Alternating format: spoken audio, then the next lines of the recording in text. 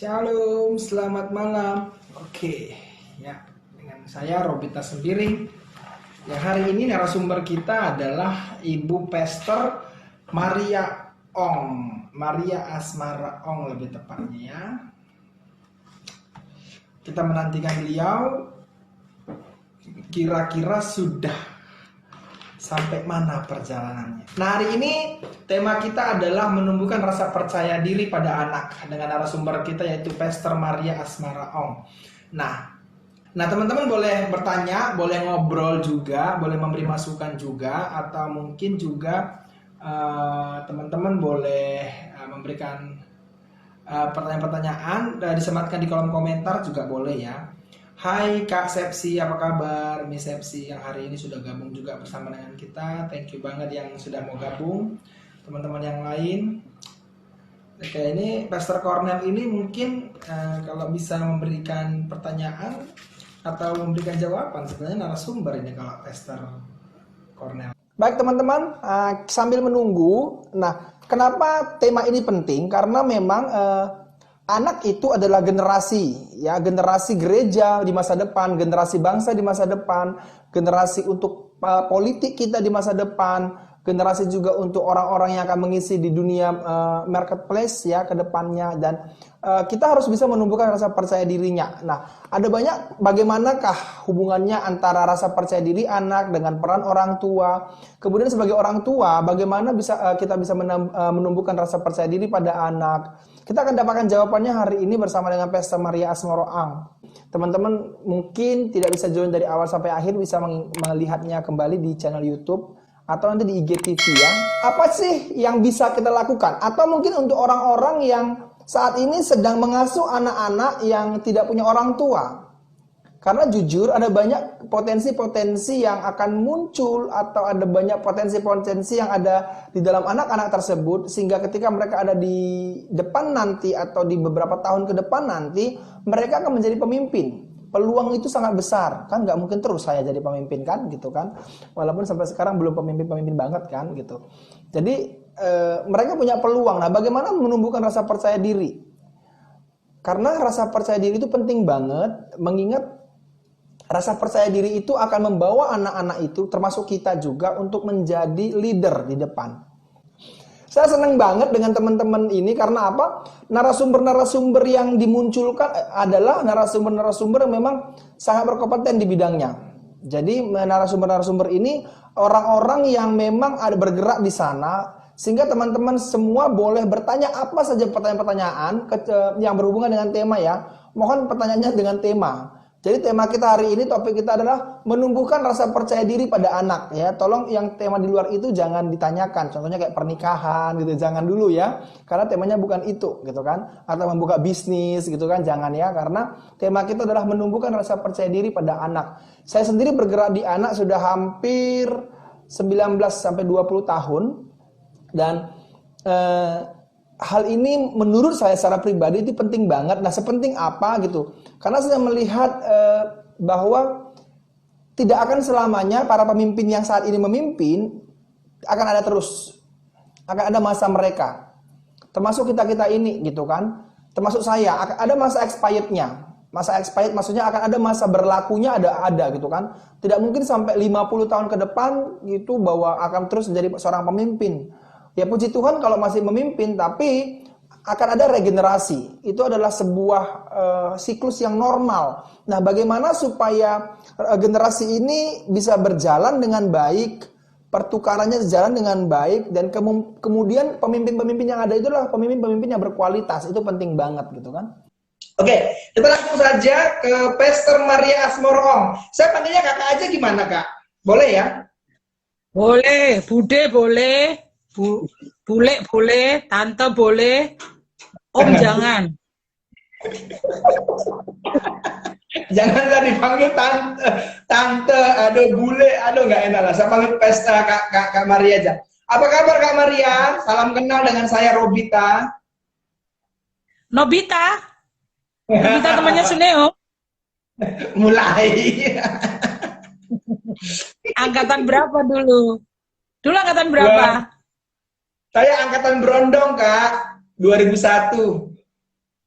Oh, pantesan saya udah lulus itu ya. Kenalan dulu deh, kenalan. Kakak ini sekarang pelayanan di mana? Saya pelayanan di GBI Miracle Service Yogyakarta. Yogyakarta? You know Yogyakarta? Siapa koordinatornya? Siapa namanya? Kak, siapa namanya? Bapak Gembalanya namanya alumni kita juga. Angkatan berapa ya? Di atas saya 1 tahun. Pak Timotius Hardono. Tapi yang koordinatornya itu yang dipercayakan jadi koordinator di sana ya gemuk-gemuk siapa? Udah tidak ada yang gemuk-gemuk. Siapa yang gemuk-gemuk? Saya doang yang gemuk. Saya pun kurusin. Jadi kalau di Jogja Pak Tim itu pakai apa? Gaya kepemimpinan kepenatuaan. Jadi kita ada beberapa pemimpin namanya penatua. Ada Pak Tim, ada Pak Cornelius, ada Pak Indra Gunawan, yang gendut, yaitu Pak Indra Gunawan. Ada lagi Pak Budianto, ada 4 orang. Bergerak di bidang apa? Kakak ada bergerak di anak ya, Kak Maria ya? Saya puji Tuhan dipercaya di sini jadi ketua KPA, Komisi Pemuda Anak. Ya dari mulai anak-anak, tapi intensnya itu anak-anak dan youth gitu ya. Tapi sama semua golongan bisa, karena saya menggunakan metodenya Paulus. Di antara orang Yahudi, aku jadi Yahudi. Di antara orang Yunani, aku jadi Yunani. Gitu. Oke, baik. Bagus. Menyenangkan kalau bicara dengan Kak Maria ini, teman-teman. Teman-teman sekali lagi boleh silakan memberikan pertanyaan-pertanyaan seputar dengan topik kita. Topik kita hari ini adalah menumbuhkan rasa percaya diri pada anak nih. Kak Maria, ada beberapa pertanyaan yang akan saya tanyakan sama Kak Maria. Andai kata Kak Maria bisa jawab, silakan jawab. Kalau nggak bisa jawab, nanti biar Kak Cornel yang jawab. Kalau nggak bisa jawab, aku angkat tangan. Angkat tangan gini ya. Lambaikan tangan. Kak, ini, apa sih yang menjadi penyebab anak itu merasa tidak punya rasa percaya diri, Kak Mar? Oke, ini pertanyaan menarik. Tapi saya nggak bisa jawab. Saya pernah punya anak sekolah minggu ya dulu. Saya kenal mamanya, akrab dari mulai belum hamil sampai punya anak gitu. Nah, saya satu hari saya melihat pola didiknya ini, pola asuhnya ini, menurut saya nggak sejahtera. Kenapa? Karena anak pertama biasa ya, anak pertama itu selalu dilarang-larang, selalu. Jadi setiap anaknya gini, mama nggak suka, mama nggak suka, mama nggak suka, mama nggak suka. Lalu karena saya berteman, saya sahabat, saya bilang gini, nanti satu saat anakmu tanya, terus mama sukanya apa? Pusing loh kamu. Beneran ternyata. Beberapa waktu kemudian ketika anaknya udah mulai SD, beneran.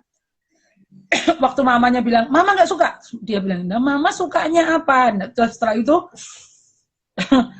bergulirnya waktu gitu ya, dia mulai mengeluh. Aduh, anakku lo nggak pede, anakku lo ini, anakku nggak ini. Terus saya bilang gini, kamu harus satu, supaya anakmu pede, minta maaf sama anakmu, bahwa kamu punya pola asuh yang salah. Jadi, apa yang menyebabkan anak itu tidak percaya diri? Kalau menurut saya ya, saya bukan orang yang kuliah psikologi anak dan lain sebagainya, tapi selama berpuluh-puluh tahun berkecimpung dalam dunia dunia anak-anak ini gitu ya, saya melihat bahwa rasa kepercayaan diri anak itu dibangun di tengah-tengah keluarga. Jadi kalau ada anak yang kurang percaya diri, itu dimulainya pertama itu di keluarga. Nah, kalau setelah itu ada efek-efek di luar, itu susulan gitu ya. Tapi yang terutama itu ada di keluarga, di pola asuh kita gitu. Ya, pola asuh orang tua. Saya juga kemarin sempat baca di Line Today ya. Saya ini gaul juga Line Today saya. Saya baca ada influencer dari Jepang ya, Dia itu 300 kali operasi plastik, bukan operasi ya, 300 kali operasi plastik. Dan dia bilang ini belum finish, masih akan berkelanjutan. Nah, Penyebabnya apa? Kenapa dia sampai operasi kecantikan tuh 300 kali? Oh, yuk, banyak hal dipermak dalam dirinya. Karena waktu dia masih kecil, mamanya selalu bilang dia tuh jelek. Kamu tuh jelek, kamu itu ya kayak gitulah. Sehingga anak ini nggak percaya diri gitu. Nah, ke bawah sampai besar. Jadi dimulainya sebetulnya kalau ada orang-orang dewasa yang kayak kita ini kadang minder, kadang ini dimulainya sebetulnya dari anak-anak gitu ya. Rasa kepercayaan diri harus dibangun dari anak-anak gitu. Ada pertanyaan yang lain yang lebih berat loh, lebih susah gitu.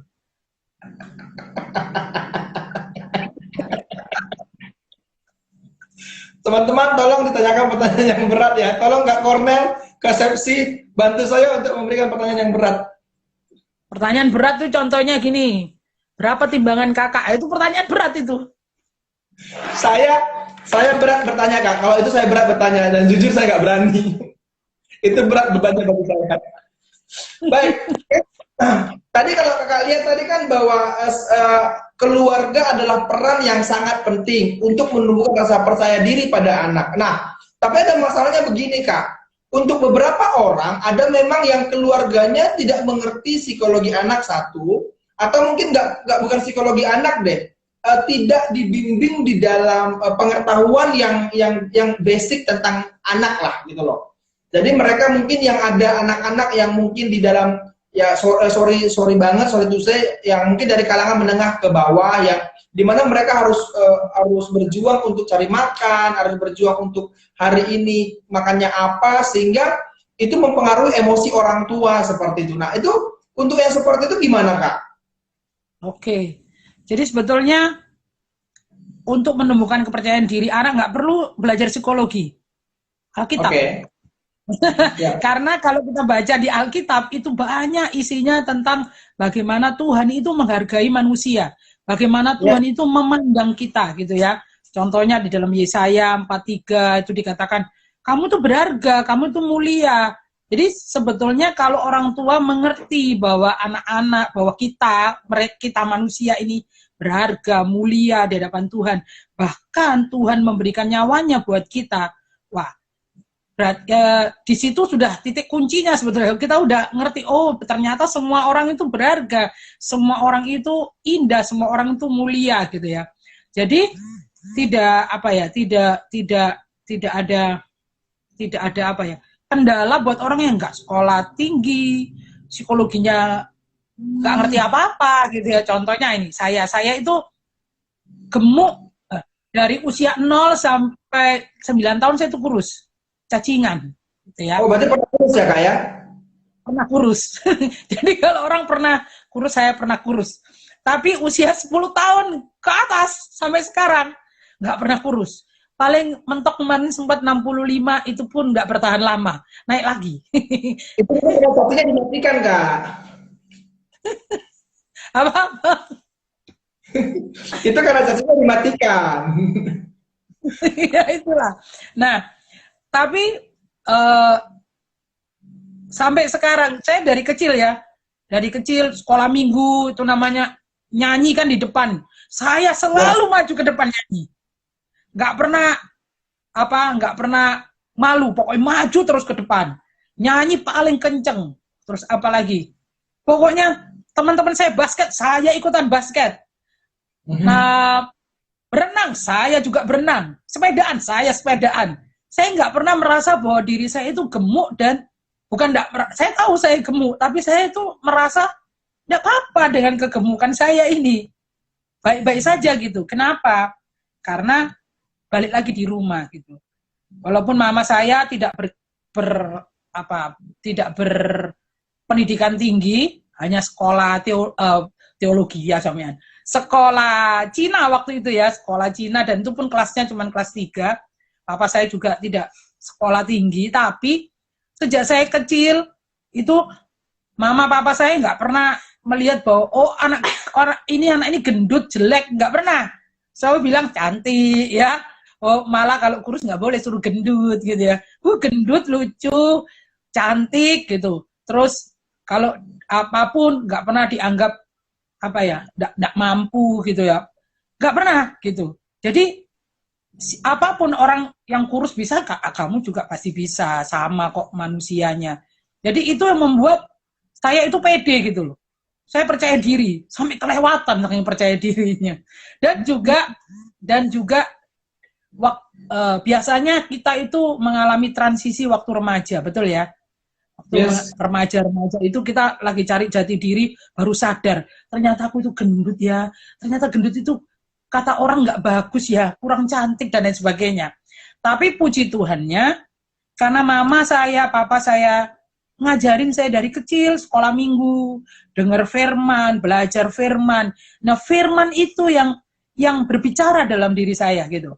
Bahwa kamu itu berharga di hadapan Tuhan. Nggak peduli siapa kamu, nggak peduli bentuk tubuhmu, nggak peduli EQ-mu, mungkin EQ-mu terlalu jongkok, nggak apa-apa gitu ya. Kamu itu berharga, kamu itu indah, kamu itu mulia. Nah, itu yang membuat rasa percaya diri itu terus mengalir, terus meningkat, terus dan terus sampai hari ini. Kepedean, aduh Tuhan, haleluya. Itu. Menarik banget nih. Tapi ada beberapa terima kasih untuk beberapa pertanyaan nih Kak.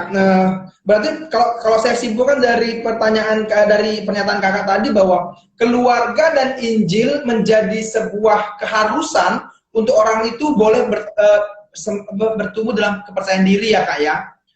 Ya. Pengaruh keluarga dan Injil ya. Oke, ini dari Ibu Nilu Gedesari. Nah, Ibu Nilu Gedesari ini beliau bertanya gini, nah bagaimana kalau anak itu memang lahir dan bertumbuh di tengah keluarga yang broken? Apakah kesempatan atau gimana? Bagaimana Kak dengan orang-orang yang bertumbuh dalam keluarga yang seperti itu? Ya, oke. Ini kasus khusus berarti ya. Mau dipungkiri atau tidak, sebuah keluarga yang tidak lengkap gitu ya, sebuah keluarga yang tidak lengkap walaupun itu disebabkan oleh kematian sekalipun, bukan karena perpisahan, itu pasti akan mempengaruhi psikologi anak, mempengaruhi perilaku anak, walaupun sedikit gitu ya. Kalau anak itu dari kecil diajarin tentang firman Tuhan, dibawa kepada Tuhan, walaupun dia mengalami yang namanya, pasti ada itu, walaupun sedikit, pasti ada mengalami krisis. Tapi firman Tuhan yang akan mengingatkan dia, akan membantu dia, Roh Kudus yang akan tolong dia gitu ya. Jadi saya ketemu juga dengan beberapa anak yang broken gitu ya. Dan memang secara perilaku berikutnya anak-anak yang dibentuk dalam keluarga yang broken itu rasa percaya dirinya kurang. Kalaupun kayaknya percaya diri tapi over percaya dirinya dan sebetulnya itu enggak percaya diri gitu ya.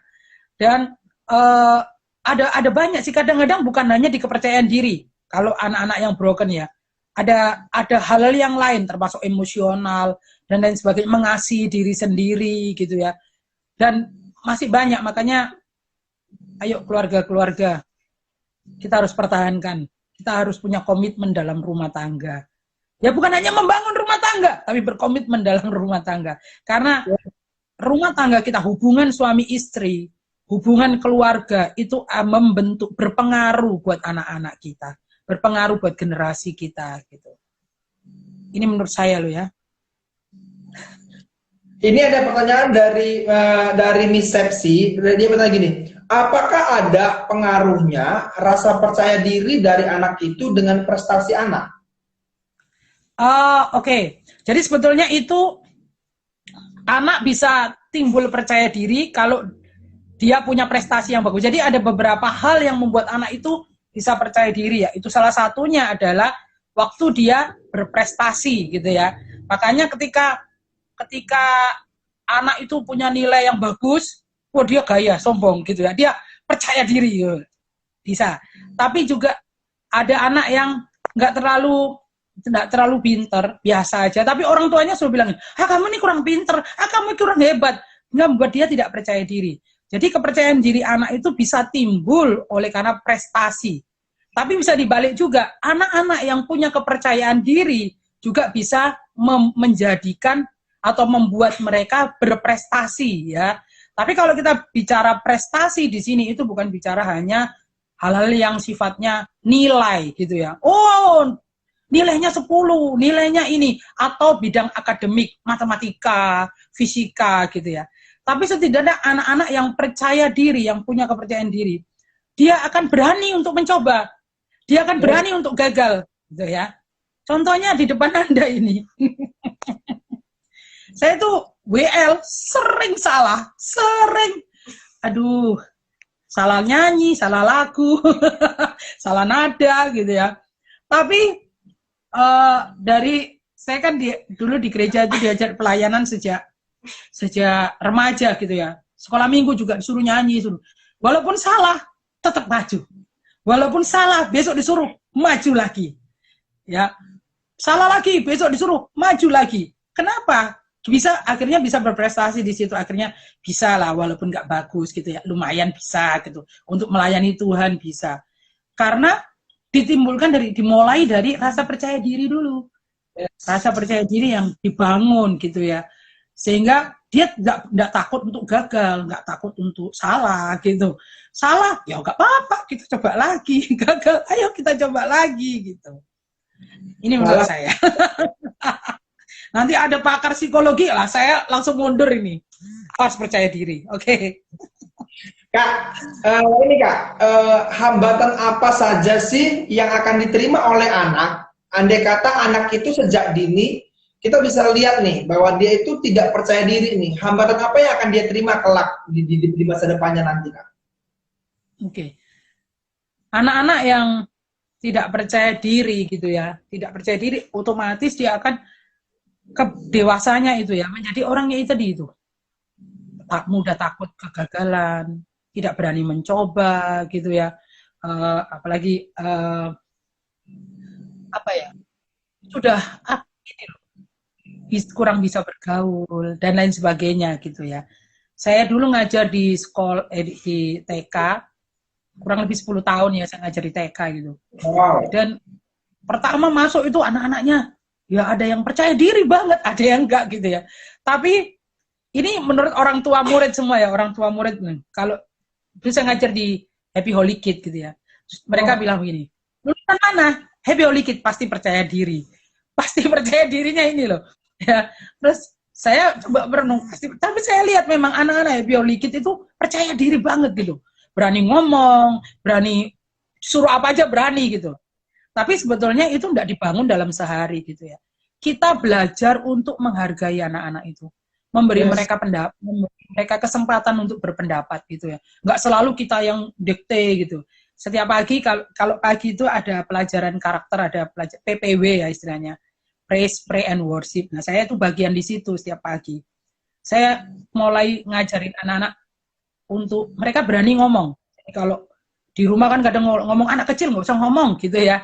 Kalau di sekolah mereka berani ngomong. Jadi kalau pagi mereka duduk, saya bilang ini, ayo kita berdoa, nyanyi. Setelah itu siapa yang mau bercerita boleh. Ya kalau pertama itu agak malu-malu, tapi cerewet banget dari awal sampai akhir gitu. Tapi ada anak yang malu, nggak berani ngomong gitu ya. 1, 2, nanti sebulan 2 bulan berani ngomong.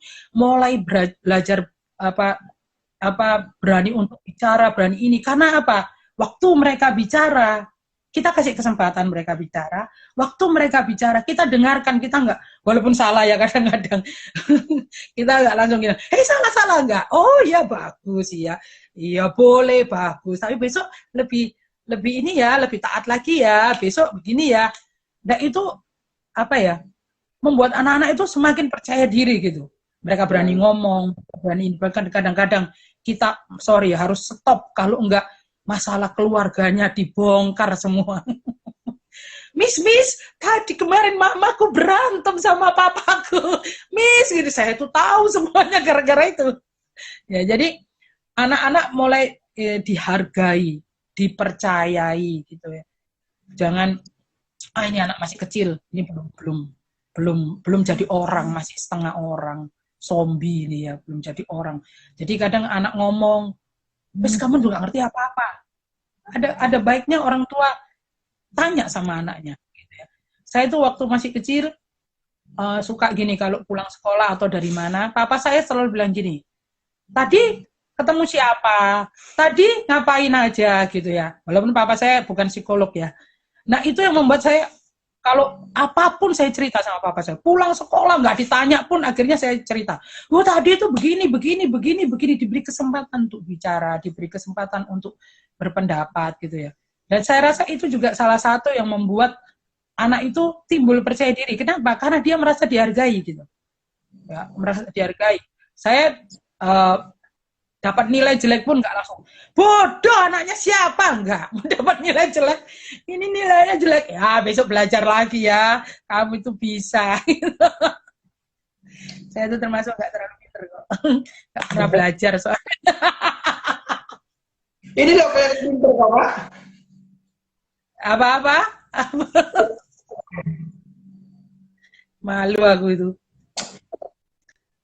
Ini dari Kak Nilu Gedesari bilang gini, berikan pujian kepada anak ketika mohon maaf ya teman-teman, kepala saya miring-miring karena memang handphonenya harus dimiringin soalnya. Berikan pujian kepada anak ketika mereka mampu melakukan sesuatu. Disiplin anak dengan cara yang mendidik dan kasih di saat dia melakukan kesalahan. Wah, wis keren ya, keren banget. Keren. Kak, Ya, betul semua itu. ya, betul banget. Kak Maria nih, andai kata nih, kita ada satu anak yang mungkin ya kita nggak bisa mendekati orang tuanya karena mungkin ada beberapa perbedaan-perbedaan mungkin seperti itu gitu loh. Contohnya saya pernah temukan satu anak panti gitu kan. Nah dia nggak percaya diri nih Kak. Nah andai kata kita ketemu sama satu orang yang kita mungkin bisa kita nggak bisa intens dengan dia, tapi kita bisa ngobrol dengan dia gitu, tapi nggak bisa tinggal bareng apa gitu lah. Dan kita tahu bahwa dia nggak percaya diri. Nah, apa yang bisa kita lakukan sebagai orang dewasa, sebagai orang percaya, sebagai leader saat ini kan kita leader nih. Apa yang kita bisa berikan kepada itu supaya rasa percaya diri pada anak itu akan tumbuh gitu loh, Pak. Ya, saya senang dengan kata percaya diri itu akan tumbuh karena tidak bisa otomatis akan berubah, gitu ya. Tidak bisa 100 anak yang tidak percaya diri, lalu kita kasih firman, coba berubah. Power Ranger itu yang bisa berubah itu ya. Tapi akan menumbuhkan rasa percaya diri, gitu, menumbuhkan. Sebagai orang dewasa kita pertama belajar untuk menghargai mereka, membangkitkan ini. Firman Tuhan kan bilang engkau berharga atau seperti anak panah di tangan pahlawan. Kita harus tahu bahwa kita ini pahlawannya. Kita harus jadikan mereka benar-benar anak panah yang tepat gitu ya. Nah, caranya bagaimana? Ya, kita karena tadi menumbuhkan ya, kita tumbuhkannya dengan apa?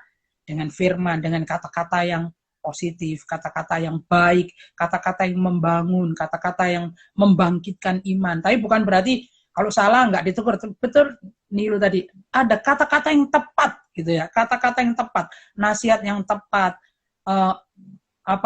Alkitab bilang gini, berkata-katalah, membangunlah di mana perlu. Nah itu bagaimana cara kita menghadapinya? Memang kita nggak bisa pakai cara yang sama di antara semua anak gitu ya. Saya ketemu beberapa anak yang ini nggak pede juga, yang ini nggak pede, tapi nggak bisa saya pakai dengan cara yang sama. Oh dulu saya ngalaminya begini, saya menjadi percaya diri karena begini, terus saya sama ratakan semuanya, nggak bisa. Nah disitulah kita sebagai orang dewasa butuh pendekatan terlebih dulu. Anak-anak tidak akan pernah bisa mau bercerita kepada kita, terbuka kepada kita, kalau dia nggak percaya sama kita. Yes. Nah, menumbuhkan kepercayaan diri dulu pertama, menumbuhkan kepercayaan dia kepada kita, supaya dia berani berkata-kata, berani mengungkapkan apa yang menjadi masalahnya, apa yang menjadi ketakutannya. Dari situ kita bisa bukan menggurui ya, bukan, oh kamu salah, makanya kamu harus enggak. Tapi kita kasih motivasi buat dia, kasih firman Tuhan. Nggak apa-apa nak, semua orang tuh pernah salah, semua orang tuh pernah nggak naik kelas. Bukan semua orang, ada orang juga yang nggak naik kelas, ada orang yang nggak pinter tapi luar biasa, contohnya ini gitu. Jadi kadang-kadang kan kalau kita lihat di Alkitab itu kan tokoh-tokoh di Alkitab itu ada beberapa itu yang luar biasa hebatnya gitu kan, tapi nggak semuanya hebat juga, ada banyak yang lemah juga. Nah kita jangan hanya menonjolkan yang hebat-hebatnya mereka doang, tapi itu loh, Simpson apa Samson? Ya itulah, Simpson itu juga pernah lemah, tuh jatuh cinta sama cewek, terus lupa sama macam-macam sampai dia digundul, cukil matanya, tapi terakhirnya dia bangkit lagi. Jadi semua orang itu pernah mengalami kelemahan, nak. Semua orang itu penuh kekurangan, semua orang itu enggak 100% jadi Superman semua, enggak apa-apa, tapi Tuhan bisa bantu kamu. Kita mau bangkit sama-sama. Jadi apa ya? Berikan kata-kata motivasi, kata-kata bukan motivasi, tapi kata-kata firman gitu ya. Firman. Terus, tapi bukan gini, Matius 7 ayat 7 berkata, enggak gitu ya. Nilai-nilai firman yang kita bagikan buat mereka gitu. Karena kalau sudah kita Kejadian 2 ayat 1 lari mereka sudah. Semakin menarik pembahasan kita nih Kak. Nah Kak, kalau ketika saya melihat bahwa menumbuhkan rasa percaya diri pada anak ini sebenarnya dibilang mudah, tidak mudah. Dibilang sulit tapi bisa gitu kan. Nah, apa sih poin-poin yang sebaiknya orang tua, yang kita di sini orang tua harus punya? Karena saya mau nanti kita akan bicara sebagai hamba Tuhan Kak. Sekarang sebagai orang tua dulu deh. Apa sih poin-poin yang harus kita punya Kak? Oke, yang pertama kita sebagai orang tua, kita itu masuk hamba Tuhan semua ya, orang yang lebih tua gitu ya. Kita sebagai orang tua itu harus menyadari bahwa semua anak itu diciptakan Tuhan unik, unik ya, unik di sini berarti semua anak itu tidak ada yang sama, walaupun saudara kembar pun nggak sama gitu. Jadi kita nggak boleh menuntut mereka untuk sama dengan kita sekalipun orang tuanya. Ya, kita harus sadar bahwa anak-anak itu diciptakan Tuhan unik. Nah, cari keunikannya itu. Apa keunikannya mereka? Apa keindahan mereka yang dibuat oleh Tuhan, yang diberikan Tuhan kepada mereka? Temukan itu. Setelah itu, kebutuhan manusia adalah dihargai. Ya, hargai anak-anak saudara sejak dari kecil, hargai mereka. Bukan dihargai kamu 200, kamu 300 enggak. Tapi hargai pendapatnya, jangan merasa orang tua paling benar gitu ya, terus nggak mau dengar pendapat mereka. Kadang ada anak sekolah minggu yang saya waktu itu baru datang ke gereja gitu, rambut saya itu kan merah dari kecil gitu kan, karena turunan bule saya ini, bule tadi bule gitu, bule nih gitu. Merah, terus dia bilang gini, Kak Maria itu gaya loh. Ini orang Jogja kan biasanya ngomongnya agak halus. Kak Maria itu gaya loh, Kak Maria itu gaya. Terus saya bilang gini, gaya apanya? Tak bilang, gaya apanya? Itu loh rambutnya disemir merah. Saya bilang, nak, ini bukan disemir merah, nak. Ini kepanasan. Terus, kenapa kok bisa kena matahari, selalu suka jalan-jalan gitu ya.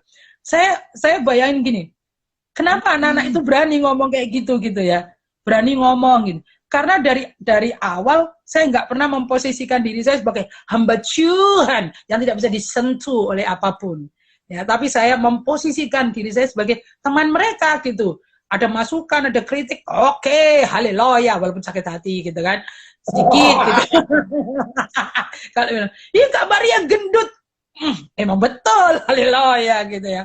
Bahkan ada satu anak sekolah minggu kalau manggil saya itu, waktu itu dia belum sekolah minggu ya, masih saya kunjungan di rumah neneknya sakit, jadi baru kenal di situ. Jadi dia panggil saya itu Tante Sumo. Terus berat badannya 98 kilo. Bulet mukanya, bulet semua, ini pipi semua. Dia panggil saya Tante Sumo. Lalu akhirnya dia ke gereja, dia sekolah minggu, tetap panggil saya Tante Sumo. Ya, Tante Sumo, ya mama saya bilang gini, aduh, Ci, maaf ya, nggak apa-apa, saya bilang gitu. Sampai saya sempat kurus 65 kilo gitu. Dia tetap panggil saya Tante Sumo. Jadi berarti, waktu dia panggil saya Tante Sumo itu, bukan untuk menghina saya, enggak. Itu sebutan sayang kepada saya. Buktinya waktu saya kurus juga disebut Tante Sumo ya. Terus saya, kenapa? Kenapa anak kok bisa seperti itu gitu ya? Karena ya kita tidak memposisikan diri kita sebagai Superman, orang yang paling hebat, yang paling benar. Enggak, kita hargai mereka juga, pendapat mereka. Cuman memang ada kadang anak yang kurang ajar. Nah, itu kita juga belajar untuk menegur. Saya kalau dengan anak-anak, Saya selalu kasih ilustrasinya sekolah minggu ya. Nah, saya belum punya anak. Tapi tenang. Kita ke surga, kita ngajari tentang jalan ke surga. Tapi nggak berarti kita harus ke surga dulu baru balik. Ya. Betul ya? Setuju. Yes. Saya ngajar tentang menumbuhkan kepercayaan diri anak. Nggak harus saya punya anak dulu. Tapi dengan firman kita bisa belajar. Oke. Yes. Nah, tadi sampai di mana? Aku lupa.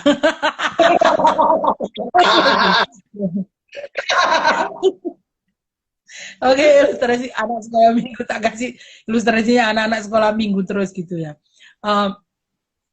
Sampai di mana jadi lupa. Pertanyaannya tadi apa pertanyaannya?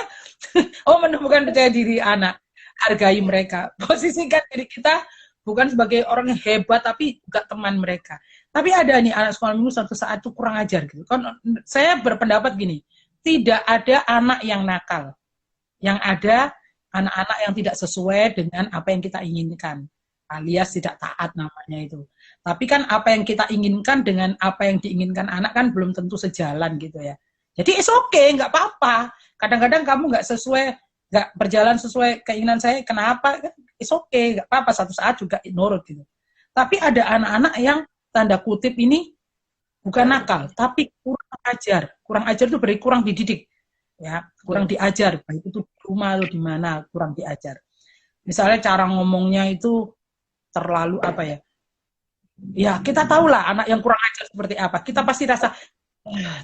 Nah, kalau saya ketemu anak-anak yang seperti ini, saya belajar untuk konsisten. Jadi gini, hari ini saya ngomong A untuk satu hal yang saya bilang tidak untuk A. Satu saat nanti tetap saya akan bilang tidak untuk A. Ya, saya punya keponakan. Ada beberapa gitu ponakan saya,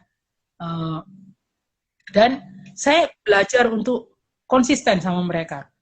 Ya, kalau saya bilang ini A ini enggak, mau kapanpun ya enggak, mau saya punya uang nggak punya uang ya tetap enggak gitu ya. Nah, kadang orang tua itu kalau hatinya lagi senang puji anaknya, kok lagi nggak punya duit, anaknya berprestasi pun nggak dipuji gitu. Jadi seperti tadi katanya ngilu gede tadi. Siapa nih? I'm sorry Nilu ya. Kita harus konsisten. Jadi kalau mereka berprestasi, kalau mereka melakukan hal yang bagus walaupun cuma sedikit, kita puji. Kita kasih respon yang baik. Oh, kamu hebat, Nak.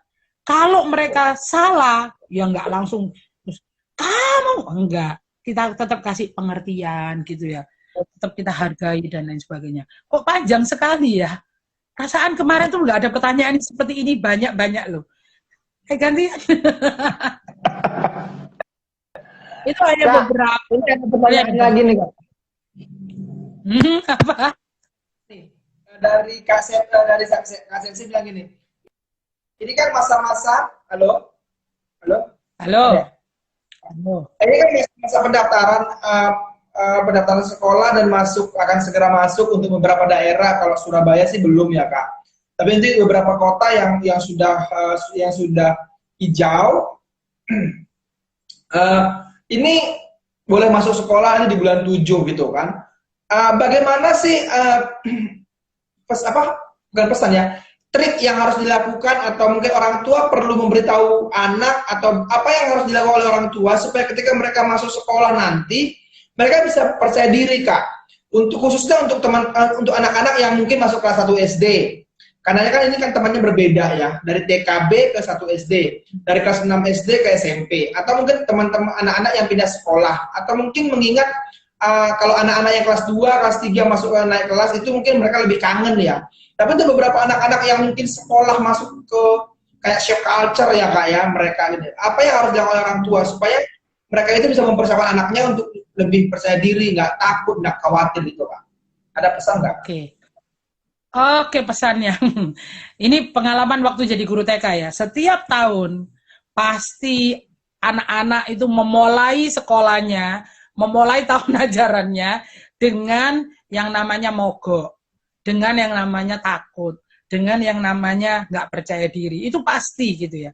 Kenapa? Karena anak itu butuh kenyamanan. Anak itu selalu curiga, belum percaya dulu, belum bisa mempercayai sesuatu. Jadi untuk itu orang tua harus siap dalam arti dukung mereka. Mendukung bukan berarti ngikutin ya. Awal-awal mungkin waktu anak-anak sekolah gitu, kita kalau dulu di sekolah setiap pagi kalau mereka masuk sekolah kita kasih yel-yel. Aku anak berani, sekolah sendiri, tidak takut lagi gitu ya. Tapi nangis, wah, aku anak berani, sekolah sendiri, tidak menangis lagi. Wah, aku anak berani gitu. Dan anak itu pertama waktu dia sekolah dan dia nangis ya jangan dimarahi tuh. Kamu kok nggak berani? Bukan berarti mereka nggak pede. Awal tuh pasti seperti itu. Mereka masih belum nyaman dengan lingkungannya. Tapi setelah beberapa waktu orang tua kasih dukungan, nggak apa-apa loh kamu itu. Misal janji nih orang tua, dah kamu masuk sekolah, nanti kalau kamu pulang dari sekolah, mama sudah ada di depan. Ya benar, ikut tepati gitu. Karena pernah ada anak sekolah, di tempat saya ngajar itu, udah dari awal udah, ya mam, nanti anaknya pulang, mama sudah ada kan ya Ma ya? Iya, begitu anaknya pulang mamanya nggak ada. Besoknya nangis, nggak percaya lagi dia. Kita harus cari trik yang lain gitu. Itu yang pertama ya. Jadi kita harus nepati janji, kita dukung mereka. Gak apa-apa, kamu bisa kok. Mama nggak kemana-mana, mama kesini, pasti mama akan datang gitu ya. Terus ada lagi, anak itu biasanya menggunakan trik supaya apa yang dimauinya itu dikabulkan. Ya, contoh nih, ada anak yang nggak mau sekolah, nggak mau masuk, kenapa? Gitu. Dia tetap diajak ke sekolah toh. Mau ditemenin, ya 1 hari ditemenin nggak apa-apa. Besok ditemenin, ya besok hari ini ya, besok terakhir nggak boleh loh ya besok. Ngintip mamanya, ya boleh 1 kali ngintip mamanya, 2 kali ngintip, besok nggak boleh ngintip lagi loh ya. Terus setelah nggak boleh semua trik itu, ngintip, ini macam-macam, dia nggak mau pakai seragam. Aku nggak mau pakai seragam. Orang tuanya bilang, Miss, anak saya nggak mau sekolah, nggak mau pakai seragam. Nggak usah dikasih seragam, Bu. Bawa aja ke sekolah. Nggak apa-apa. Bawa seragamnya ke sekolah, nanti gurunya yang pakein sekolah. Tidak. Akhirnya setelah berganti waktu, ya anaknya jadi berani gitu. Ketika dia udah nyaman, dia punya teman. Tapi ada juga anak yang sampai lama. Gitu. Nah, itu butuh kerjasama memang antara, kalau guru pasti tegas, tapi orang tua yang kadang-kadang nggak tegas, nggak tega. Begitu anaknya nangis, wah, anakku nangis. Nggak apa-apa, anak nangis itu biasa, bro. Ya, karena itu senjatanya dia nangis. Karena dia tahu kalau dia nangis, orang tua selalu datang seperti helikopter. Tak, gitu. Jadi orang tua juga harus, kalau mau anaknya percaya diri, berani, orang tuanya juga mempercayai anaknya, mempercayai gurunya juga, mempercayakan anaknya kepada gurunya juga gitu. Itu mungkin sedikit tips gitu ya. Oke, menarik nih. Ini Kak, ini kan banyak para pendengar ini adalah hamba-hamba Tuhan nih. Nah, apa pesan yang bisa disampaikan oleh ya, bro? Ngomongnya jangan hamba Tuhan, kurang manggilnya jangan hamba Tuhan, kurang entertain. Harus hamba Tuhan, biar entertain. Hamba Tuhan, ya. Biar kayak entertain. Oke, ini kan banyak nih yang mendengarnya hamba-hamba Tuhan. Aku tahu aja ya kan. Ini apa sih pesan-pesan yang bisa disampaikan oleh kami para hamba Tuhan ini Kak, kita para hamba Tuhan ini kepada para jemaat, supaya jemaat ini kan sebenarnya bisa diedukasi nih. Jadi bagaimana sih mengedukasi orang tua? Apa pesan yang bisa kami sampaikan? Atau kita para hamba Tuhan ini untuk menyampaikan kepada jemaat nih, supaya mereka bisa membangun rasa percaya diri kepada anak. Ya, nah ini susah ini. Saya berpikir gini. Biasanya kalau saya berpikir nggak megang ini, megang lutut. Karena suka panas. Karena lutut saya suka panas, anak saya di rumah selalu bilang gini, berarti Cici itu kalau berpikir lutut, karena lututnya panas. Ini hamba Tuhan. Saya melihat gitu ya, ada gereja yang besar, banyak gereja besar di mana-mana, di kota kecil juga banyak gereja besar. Tapi saya Benar. juga sering mendengar keluhan ya.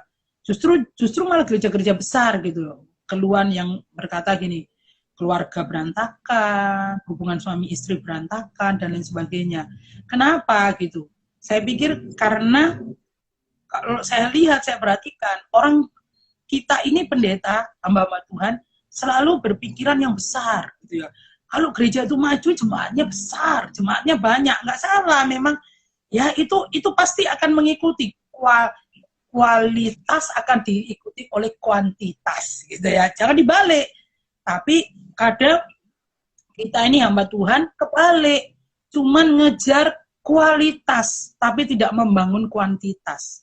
Padahal kalau kita Yes. bangun kuantitas pasti kualitas akan mengikuti.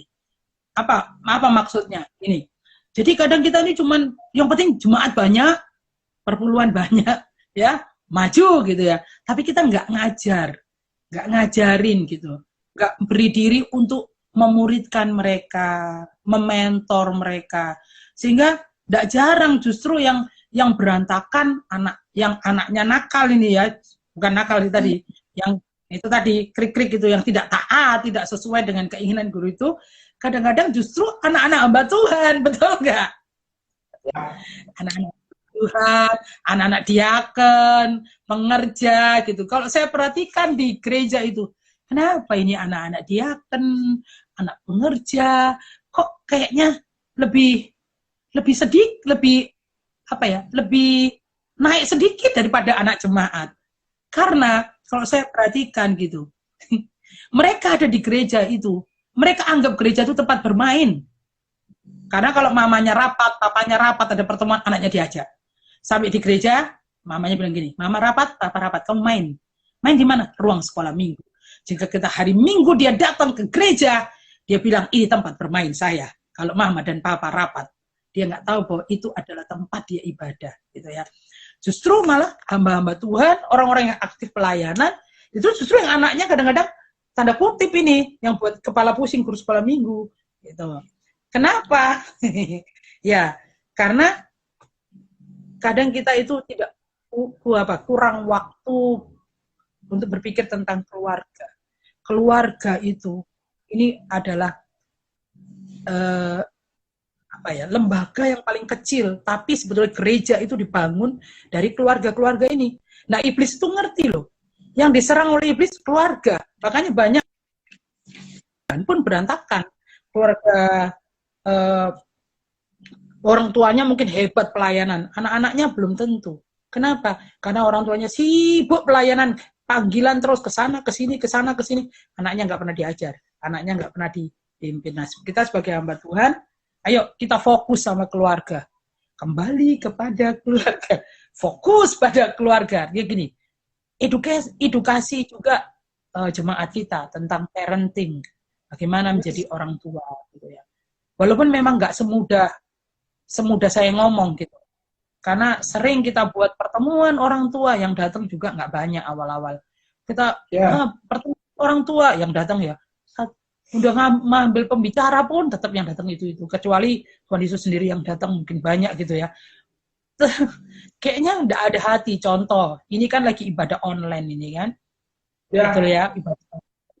Nah dari sini sebetulnya kita bisa melihat siapa-siapa orang tua yang memang dia peduli dengan kerohanian anak-anak mereka. Kalau di sekolah, kalau online sekolah mungkin ditemenin. Kalau sekolah minggu nggak ditemenin, anaknya sekolah minggu sambil tiduran. Pada satu saat dikasih gambar anak sekolah minggunya, anaknya ikut sekolah minggu sambil tiduran, pakai bantal gitu. Dan sering ketiduran anaknya. Dan orang tuanya nggak mendampingi. Tapi ada orang-orang tua yang luar biasa yang mendampingi anak-anaknya. Itu yang kita harus ajarkan adalah orang tua. Karena tidak ada sekolah menjadi orang tua yang baik dan benar. Ya, dulu, bro, sudah menikah kan, bro? Sudah, anak satu, umur 9 tahun. Luar biasa, kecil-kecil berani nikah.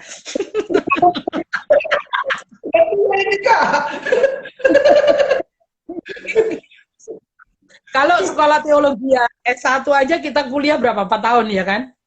4 tahun. Itu pun ilmunya masih cedek. Mau Betul. S2, lebih dalam lagi S2, S3, S tong dan lain sebagainya. Tapi tidak pernah ada sekolah yang namanya ini.